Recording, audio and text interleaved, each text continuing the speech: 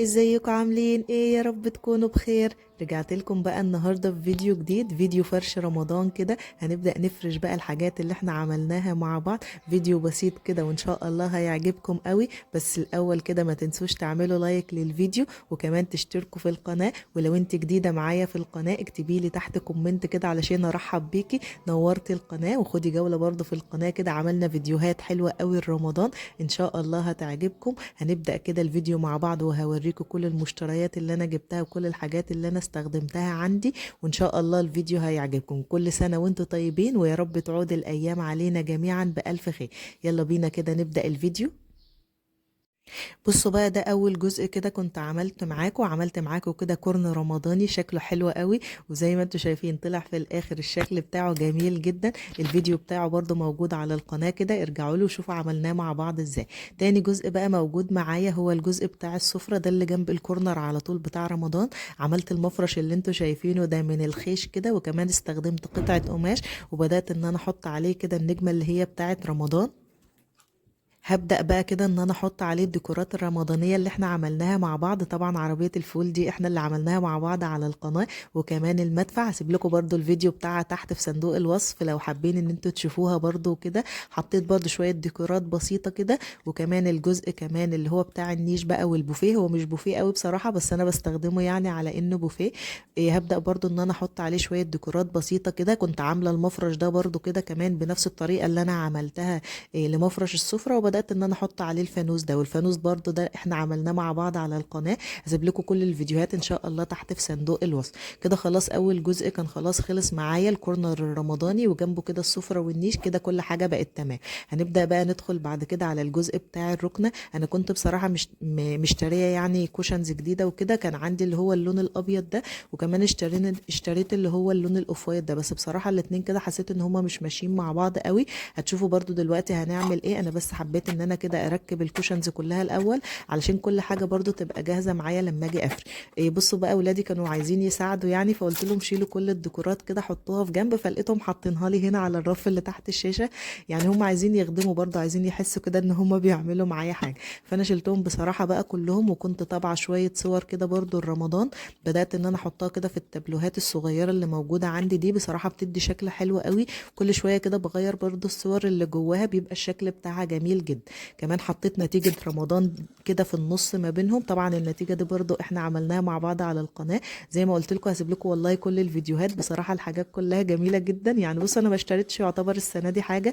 كل الحاجات الديكورات اللي انا استخدمها دي كلها انا عملتها في البيت، لان بصراحة زي ما انتم شايفين اصلا الاسعار بقت غالية جدا، وكلها حاجات بسيطة خالص. وطلع في الاخر طبعا شكلها حلو جدا. بصوا بقى التابلوهات دي برضو لسه ما اتعلقتش بصراحة، لسه احمد معلقهاش يعني. ان شاء الله النهارده كده نبدأ ان احنا نعلقها، فانتوا اعتبروا انها متعلقة يعني. انا حطيتها والله في جنب اهو علشان برضو شكلها ما يبانش قوي.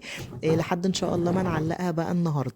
كمان حطيت الزرعة دي كده في النص ما بينهم. انا كنت شاريها برضو لسه جديدة، حسيت بقى انها تدي بهجة كده برضو حلوة كده في رمضان، فحبيت ان انا استخدم. بصوا بقى الكوشنز زي ما قلت لكم، انا حبيت ان انا استخدم بقى الكوشنز اللي هي البيضة. والتانية بقى الاوف وايت اللي انتوا شايفينها دي هشيلها خالص وهحطها برضو في مكان تاني، هتشوفوا برضو هحطها فين. فحبيت كل الحاجات اللي هي تبقى موجودة معايا على الركنة يبقى هو اللون الابيض بس.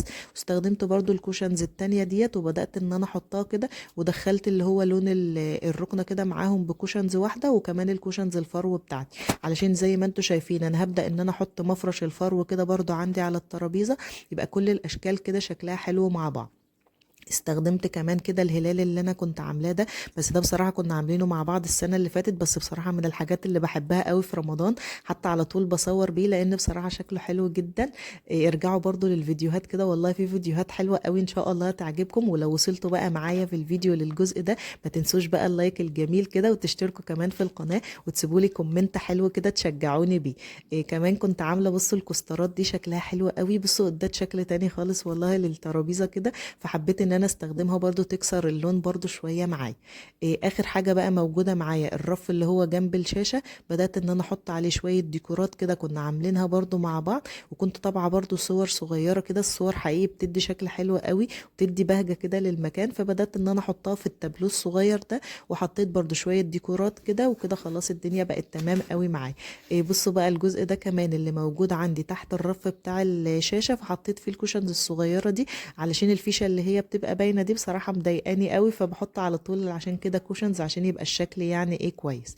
بصوا بقى ده اخر جزء بقى موجود معايا، ده الجزء التاني اللي عندي اللي هو من الانتريه بقى. بدات ان انا احط عليه بقى الكوشنز اللي هي الاوف وايت اللي انا كنت جايباها، وفرشت المفرش بتاعها، وكمان احط بس ايه كهر ليد كده ينور كده المكان ويدي شكل كويس. بصوا حاجات بسيطه خالص وكلها ما كلفتنيش اي حاجه خالص، واستخدمتها كلها من عندي من البيت، وانا كمان اللي عاملاها. زي ما قلت لكم انا ما اشتريتش يعتبر السنه دي حاجات كتير، هي بس الحاجات اللي انا مش هقدر مثلا ان انا اعملها هي اللي انا اشتريت. كل الحاجات اللي انتوا شايفينها في الفيديو دي عملناها مع بعض كده على القناه بطريقه سهله وبسيطه. والفيديو يا رب يكون ان شاء الله عجبكم، وهسيبكم كده في جوله سريعه بقى في كل الحاجات اللي احنا عملناها مع بعض. بس الاول بقى ما تنسوش تعملوا لايك كتير للفيديو علشان يوصل لاكبر عدد ممكن من الناس، وكمان تشتركوا في القناه وتفعلوا زر الجرس علشان يوصلكوا كل الفيديوهات اللي بنزلها وكل الافكار وكل الديكورات اللي بنعملها مع بعض. وكل سنه وانتم طيبين، ويا رب تعود الايام علينا جميعا بالف خير، وان شاء الله اشوفكم في فيديو جديد.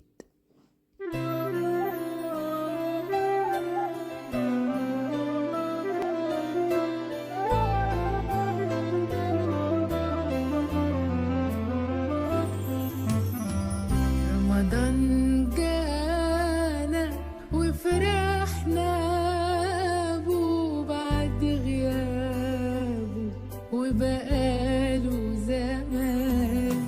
غنوا قولوا شهر بطوله، غنوا قولوا أهلا رمضان.